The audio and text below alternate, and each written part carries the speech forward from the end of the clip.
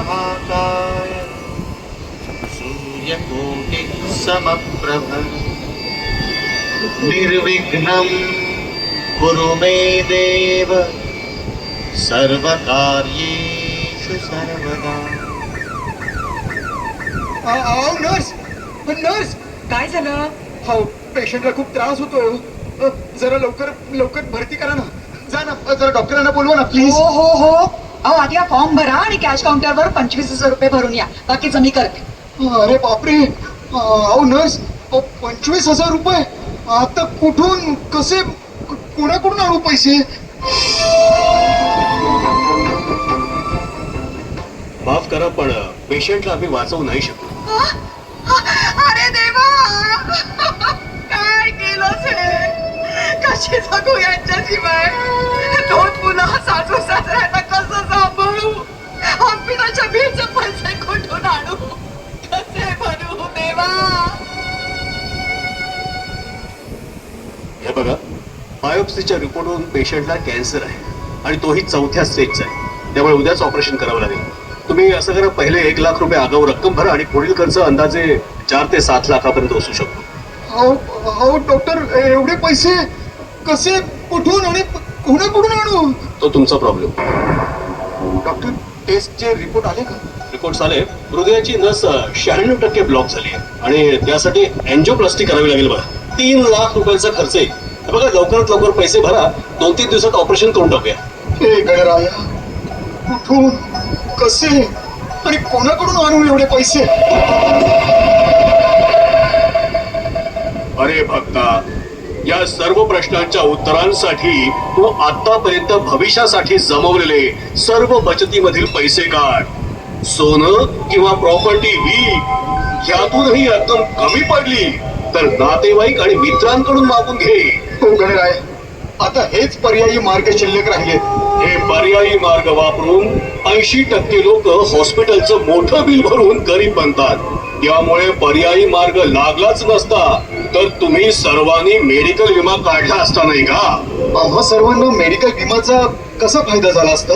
वत्सा, चल आपण प्रथम जिथे 25,000 रुपये हॉस्पिटलमध्ये ऍडमिट करण्यासाठी मागितले तिथे जाऊया. आणि जर का याच्याकडे कॅशलेस पॉलिसी काढलेली असती तर यांना 25,000 रुपये भरायची गरजच लागली नसती.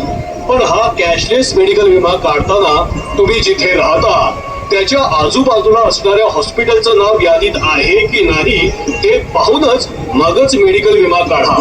त्याचबरोबर कॅशलेस आणि रिइम्बर्समेंट हे दोन्ही पर्याय उपलब्ध असलेलाच मेडिकल विमा काढा. पण गणराया, आमचं काय?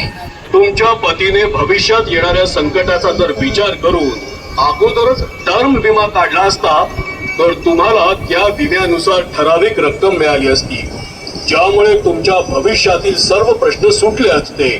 हा एक जीवन विम्याचाच प्रकार आहे. टर्म विमा हे अत्यंत महत्वाचे आणि आवश्यक आर्थिक साधन आहे जे आपल्या कमी खर्चात मोठ्या विमा रकमेचा लाभ देऊ शकते. आपल्या भविष्यातील अनिश्चिततेसाठी आपल्या कुटुंबाची सुरक्षा करण्यासाठी टर्म विमा तुम्ही सर्वांनी घ्यावा ही माझ्याकडून शिफारस आहे. पण तेव्हा कॅन्सर कसा झाला मला काहीच कळलं नाही. कोणतीच लक्षणं नाही आढळून आली.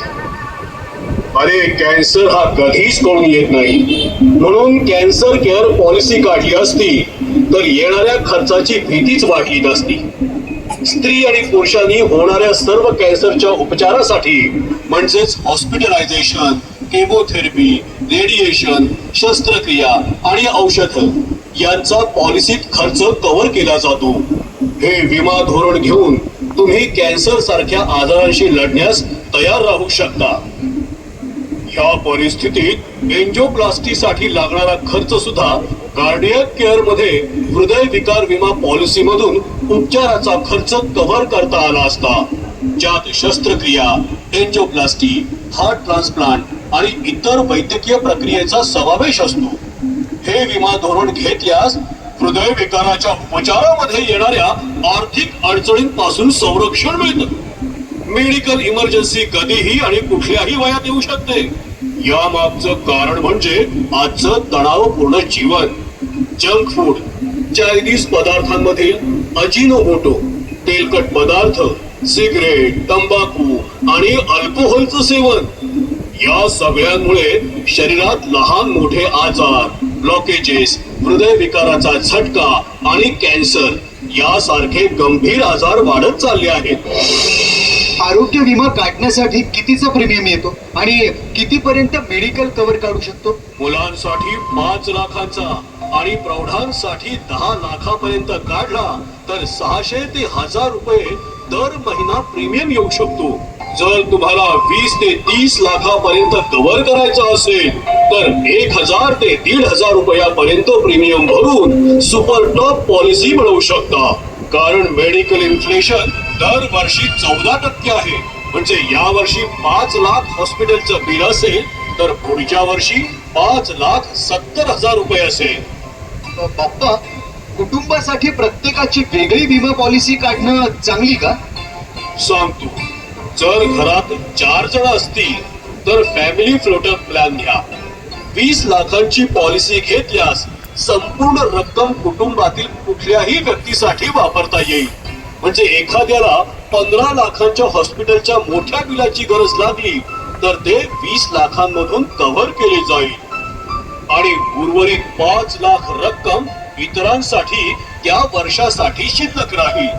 जर कुठलाही क्लेम केला गेला नाही तर नो क्लेम बोनसच्या रूपात पॉलिसी रिन्यू करताना अतिरिक्त लाभ मिळू शकतो. हे गंगाया, एवढे सरळ नियम असताना विमा कंपनीवाले मेडिक्लेम का रिजेक्ट करतात किंवा घेताना कोणती काळजी घ्यावी?